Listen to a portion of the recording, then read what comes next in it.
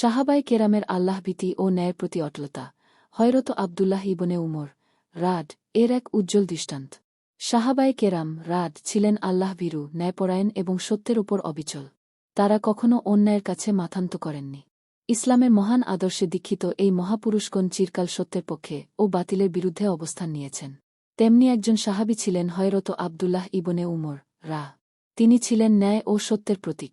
ইতিহাস সাক্ষ্য দেয়, অন্যায়ের বিরুদ্ধে তিনি ছিলেন সদা সোচ্চার এবং ভয়হীন।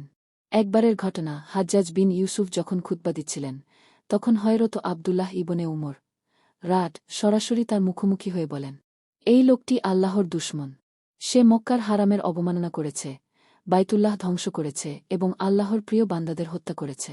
এই উক্তি ছিল এক সাহসী মুমিনের কণ্ঠস্বর, যে কোনো পরিস্থিতিতেই সত্য উচ্চারণে পিছপা হননি।